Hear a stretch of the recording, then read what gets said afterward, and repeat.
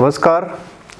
आज अपन बात करेंगे ग्राम सेवक एग्ज़ाम के संदर्भ में अपनी क्या एक सटीक स्ट्रेटजी होनी चाहिए ताकि हम कम मेहनत में भी एक अच्छे अंक अर्जित कर सकते हैं। लेकिन इसके लिए ज़रूरी है कि आप एग्ज़ाम को किस दृष्टिकोण से लेते हो, आप पेपर को किस तरह से हल करते हो या हल करने का प्रयास करते हो। तो आज अपन थोड़ा सा जानने का प्रयास करेंगे, क्योंकि बोर्ड ने पहले ही स्पष्ट कर दिया है कि इस बार के एग्ज़ाम में आपके नेगेटिव मार्किंग नहीं होगी। तो उस लिहाज से देखा जाए तो थोड़ा सा कंपटीशन बढ़ा है, क्योंकि कई बार क्या होता है कि कई लोग सारे प्रश्न हल करके आएंगे सभी, तो हो सकता है कि कुछ लक फेवर कर ले और कुछ प्रश्न ऐसे आप तुक्के मार के और सही हो जाए। तो उस लिहाज से आपको अपनी एक अच्छी रणनीति के साथ इस एग्ज़ाम में आपको बैठना चाहिए। और उससे पहले कुछ छोटी छोटी बातें हैं जिनका आपको ध्यान रखना बहुत ज़रूरी है। आपको एक चीज़ मैं बता दूं कि अपनी तैयारी बहुत अच्छी होती है, लेकिन अपन क्या करते हैं, थोड़ा सा पेपर जो हल करने का जो हमारा तरीका है वो तरीका थोड़ा सा आप अलग टाइप से यदि अपना प्रयोग करो इस तरह से, तो मुझे नहीं लगता कि आप थोड़ा सा अच्छा स्कोर कर पाओगे। ठीक है, तो इसके लिए आप किस तरह से आपको पेपर हल करना चाहिए, तो इस संदर्भ में मैं पिछले एग्ज़ाम से थोड़ी सी तुलना करना चाहूँगा। तो पिछला जो एग्ज़ाम हुआ था ग्राम सेवक का, तो उस एग्ज़ाम के अंदर आपको बता दूं, पहले निर्धारित 100 क्वेश्चन का प्रावधान था कि 2 घंटों के अंदर 100 प्रश्न हल करने होंगे। 100 नंबर का था, क्वेश्चन का नहीं दे रखा था, 100 नंबर, यानी 2 घंटे में 100 नंबर का पेपर होगा।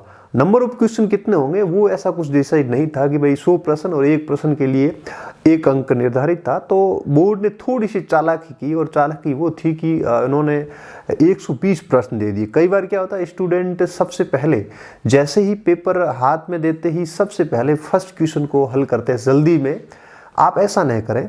जब भी आप कोई भी कंपटीशन का एग्ज़ाम दे रहे हो तो फर्स्ट ऑफ ऑल आपको पूरे पेपर पर एक आपकी नज़र डालनी चाहिए। पूरा पेपर आप अच्छे से घुमा के देखना चाहिए कि भाई इस एग्ज़ाम के अंदर प्रश्न कितने हैं।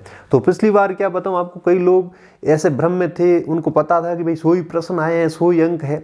तो उस लिहाज से उन्होंने पलट के पेपर देखा नहीं, और पीछे प्रश्न थे 120। और आपको बता दूं कि 100 तक 120 यानी 100 से ऊपर वाले जितने प्रश्न थे वो कंप्यूटर के बहुत इजी प्रश्न थे। तो उस लिहाज से टाइम 2 घंटे उनका पूरा हो गया। वो 100 के हिसाब से चल रहे थे और 20 प्रश्न उनके छूट गए। तो इसलिए आपको ऐसा नहीं करना है। सबसे पहले पेपर को अच्छे से खोल के जरूर देखना है। अब देखिए, पेपर देखने के बाद में आपको पता ही है कि हमारा सिलेबस ज़्यादा डिफाइन नहीं है। आपको बता दूं, सिलेबस पूरा एकदम डिफाइन नहीं कर रखा है भाई। जैसे आपको मेंटल एबिलिटी या मैथमेटिक्स का जो पार्ट दिया हुआ, तो केवल नाम लिखा हुआ, कंप्यूटर से रिलेटेड केवल लिखा हुआ है हिंदी और इंग्लिश। तो आपको थोड़ा थोड़ा मैं सारे जो यूनिट है उस संदर्भ में आपसे बात करना चाहूँगा। देखिए, जब आपका सिलेबस डिफाइन नहीं होता है तो आप मान के चलिए कि उस टॉपिक के अंदर जो महत्वपूर्ण जो पार्ट है या फिर महत्वपूर्ण जो टॉपिक है उससे रिलेटेड ज़्यादा प्रश्न पूछने की संभावना है। अब देखिए, जैसे मैं ज्योग्राफी की बात करूं, राजस्थान की या इंडिया की या वर्ल्ड की जो भी है आपके सिलेबस में, उससे आपको बता दूं थोड़ा पर्यावरण से रिलेटेड हाल ही के अंदर जो भी मुद्दे हुए उनको आप जरूर देख लेना। कई बार जैसे कोप वाला है, COP 26 का है, तो इस प्रकार के प्रश्न आपको लिंक करके ज्योग्राफी में पूछ सकते हैं। UNFCCC क्या है, ठीक है। तो उस लिहाज से कोप, हर साल कोप का आयोजन होता है, तो इस संदर्भ में एक आधा प्रश्न आपसे ऐसा लिंक करके पर्यावरण से रिलेटेड पूछा जा सकता है। उसके बाद में देखिए, जैसे आप राजस्थान की ज्योग्राफी पढ़ रहे हो, तो राजस्थान की ज्योग्राफी में भी आपको बायोडाइवर्सिटी, जैव विविधता है, पर्यावरण है, उनसे रिलेटेड थोड़ा सा पढ़ के जरूर जाना, क्योंकि अभी काफ़ी कन्वेंशन भी हो रहे हैं, उस लिहाज से थोड़ा चर्चा में है। और बोर्ड की भी और पेपर सेट करने वालों की भी नज़र रहती है कि भाई इस टॉपिक से थोड़े से प्रश्न उठाया जाए, ठीक है। तो थोड़ा सा आप ये जरूर पढ़ के जाएं। बाकी राजस्थान की ज्योग्राफी में आपको जैसे भौतिक प्रदेश के संदर्भ में आप थोड़ा सा अच्छे से पढ़ लो, उसमें ज़्यादा आपको गहराई में जाने की ज़रूरत नहीं है। और प्रीवियस ईयर के क्वेश्चन पेपर को आप जरूर देखना, ठीक है। तो वो आप देखोगे, आपको एक आइडिया लग जाएगा, मोटा मोटा आइडिया लग जाएगा कि हाँ इस टाइप से प्रश्न पूछे जाते हैं। और उसके बाद में राजस्थान की नदियाँ पढ़ लो, मिट्टियाँ पढ़ लो, वन वनस्पति पढ़ लो और जैव विविधता आप पढ़ लो, बस, ठीक है। तो इसके बाहर आपको जाना नहीं। ऐसा का ऐसा आप भारत के भूगोल के अंदर भी थोड़ा सा देख लो। और वर्ल्ड में आपको ज़्यादा कोई इतने गहराई से पढ़ना नहीं, इतना आपको दिया हुआ नहीं। मोटा मोटा आप कॉन्टिनेंट से रिलेटेड थोड़ी थोड़ी जानकारी आप अर्जित कर लोगे ना, तो भी आपका काम चल जाएगा। और पॉलिटिकल साइंस में भी आपका संविधान अच्छे से आप पढ़ के जाओ। और संविधान में भी आप प्रीवियस ईयर के क्वेश्चन पेपर भी थोड़ा सा हल कर लो। अजनेस बोर्ड के पेपर के ही काफ़ी सारे प्रश्न आपको बता दूं कि आप ढंग से यदि 5-7 साल के जो पेपर हुए लेटेस्ट उनको आप अच्छे से देख लोगे ना तो काफ़ी प्रश्न वापस रिपीट भी होते हैं, तो आप थोड़ा सा उसको देख लो। और कई लोगों के दिमाग में एक बहुत ज़्यादा इंग्लिश को लेकर के डर है। देखिए हिंदी में तो आप देखिए संधि, समास, प्रत्यय, उपसर्ग, ये 4 मेजर टॉपिक अच्छे से पढ़ लो, और बाकी जो वोकेब है तो वोकेब भी आप थोड़ा थोड़ा देख लो, विलोम शब्द देख लो, युग्म शब्द देख लो, पर्यायवाची देख लो, तो ये शब्द शुद्धि देख लो, वाक्य शुद्धि देख लो। तो ये हमेशा मतलब ये फिक्स टॉपिक है। ऐसा नहीं है कि आप देख रहे हो कि भाई हिंदी में कुछ दिया नहीं, क्या पढ़े यार, क्या पढ़ना है, क्या आपको जो जैसे एग्जाम में, जैसे रीट के अंदर हर एग्जाम में जो पूछे जाता है उसी रिलेटेड पूछे जाएंगे। अब ज़्यादा प्रश्न आएंगे नहीं शायद, मेरे हिसाब से 7, 8, 10 प्रश्न से ज़्यादा क्या आएंगे।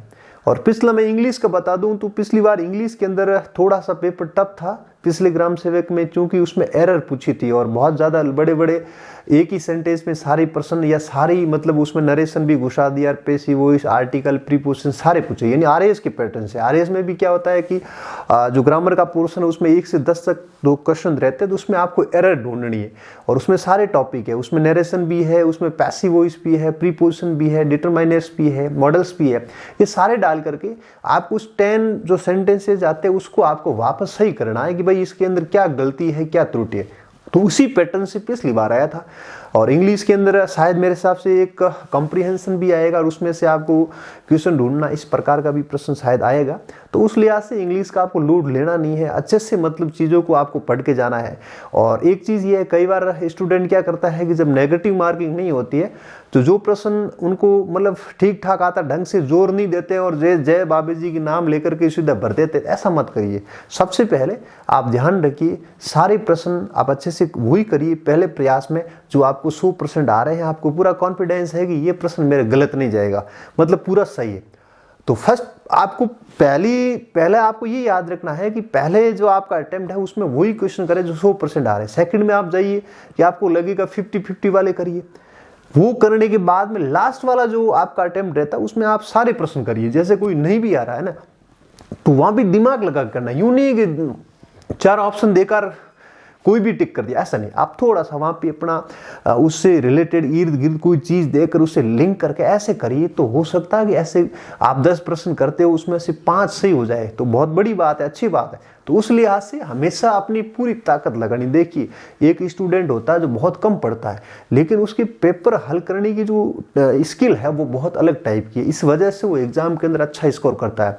एक वो होता है जो बहुत ज़्यादा रटता है, चीज़ों को समझता नहीं है, पेपर को अच्छे से हल नहीं कर पाता है, तो एग्जाम के अंदर पिछड़ जाता है। तो आपको ऐसा नहीं करना है, अपना एक बहुत बढ़िया स्मार्ट तरीका आपको रखना है, उस लिहाज से पेपर को हल करना है। पेपर बहुत ईजी आएगा, आपको मैं बता दूं कि आपका प्री है, उस लिहाज से आप प्रीवियस ईयर के थोड़े पेपर देख लो, अच्छे से आपको कॉन्फिडेंस आ जाएगा, नहीं यार मेरी तैयारी है वो एक सही ट्रैक पे है।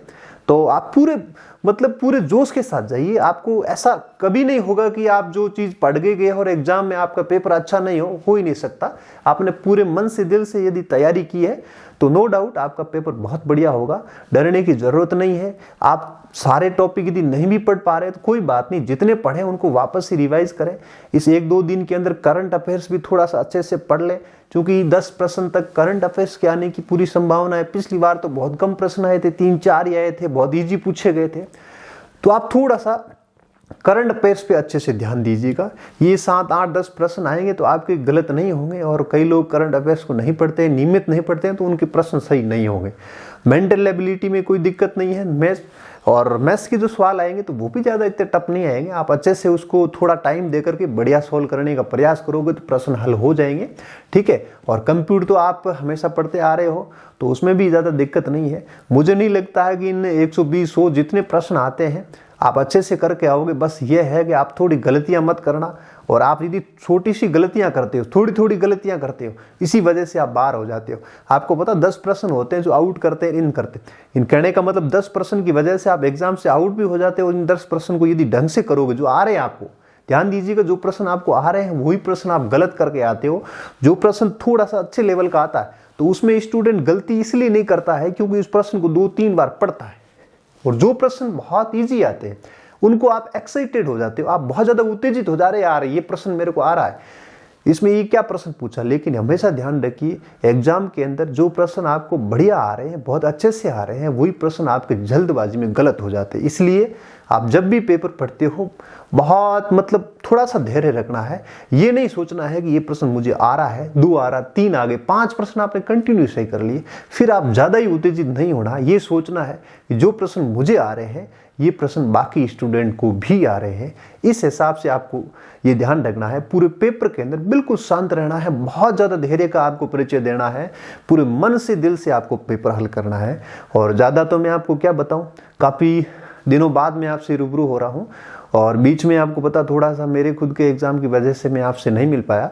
तो इस एग्ज़ाम के बाद में अपन वापस से शुरू करेंगे, थोड़ा थोड़ा आपके साथ में मैं बना रहूँगा। आपको ये ग्राम सेवक प्री के बाद मेंस का जो एग्ज़ाम होगा तो उसमें मैं मेरे जितना भी हो सका मैं प्रयास करूँगा कि आपको थोड़ा सा और अच्छा करने के लिए, ठीक है। तो आप बिल्कुल पूरे दिल से अच्छे से मेहनत करिए, अच्छे से जाके एग्ज़ाम दिए और पूरे कॉन्फिडेंस के साथ जाइए, आप ज़रूर सफल होंगे। इसमें आपको डरने की ज़रूरत नहीं है। कंपटीशन एग्ज़ाम के अंदर देखिए, आपको पता है कि यदि आपके अंदर विश्वास है, आपको पूरा कॉन्फिडेंस है, तो आधी लड़ाई आप आधा पेपर तो वैसे ही सोल्व कर लो, ठीक है। तो सबसे इंपॉर्टेंट है आपको कॉन्फिडेंस रखना और आपको डरना नहीं, बस ये सबसे इंपॉर्टेंट। कई बार स्टूडेंट डरते हैं पेपर कैसा आएगा, कैसा, अरे कैसा क्या आएगा, अरे आपने पूरी तैयारी की है तो अच्छा ही आएगा, ठीक है। तो आपको डरना नहीं है, बिना डरे बिल्कुल पूरे विश्वास के साथ में 100% देकर के आपको पेपर हल करना। Thank you.